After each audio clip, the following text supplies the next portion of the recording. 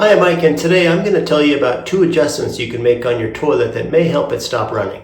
Hey, if this is your first time here, don't forget to hit the subscribe button below so you don't miss anything.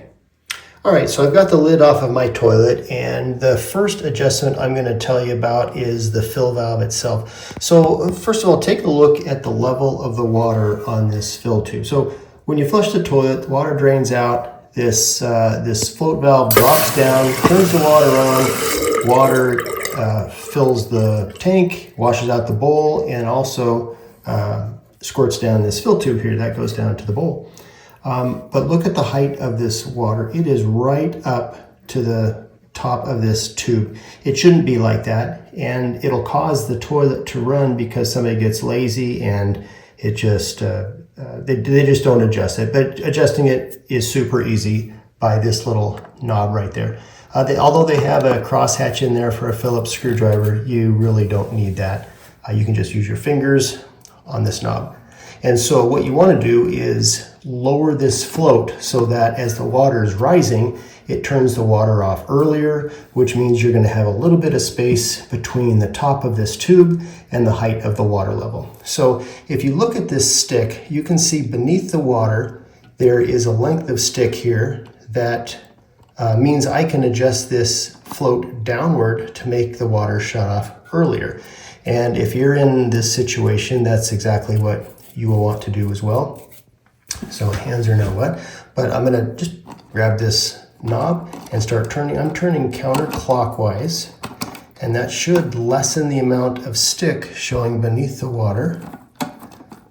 And this might take me a minute because my fingers are slipping.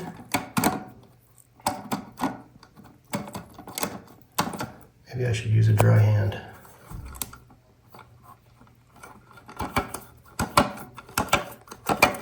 Okay, so you can kind of see that the length of that stick is decreasing.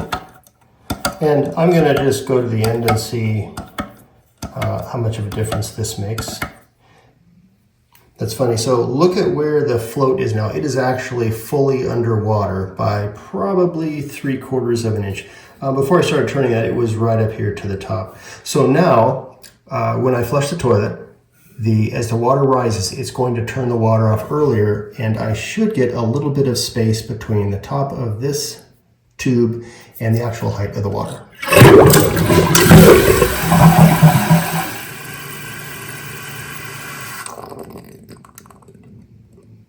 Okay, so there is a whole lot of difference right there. There is, I'm going to guess that's maybe 1.25 inches between the top of that and the height of the water. And so you can see there's no stick left on the bottom down there. So it's really just a matter of playing with this adjustment screw and seeing, hey, what gives me a good flush and doesn't cause the water to get too close to the top of that tube. And I don't have to flush it. I can just kind of push this down and see how much of a difference that makes. Not much. Gonna go a little more on it. See what that does. Okay, well, we're about 1 inch below that. As long as I'm getting a good flush, I'll be happy with that. But I'll tinker with this a little bit more and just make sure that I get a good flush and that my water level is, substantially beneath the rim of this. Okay, the other adjustment has to do with the chain on this flapper.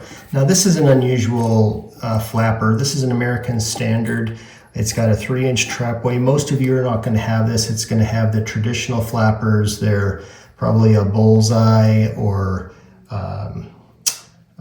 there's several of them, the corky, but it'll be the kind that'll have the chain on the very end, and you flush to it, it lifts up, and then when the water rushes out, it finally flops back down on the flush valve body.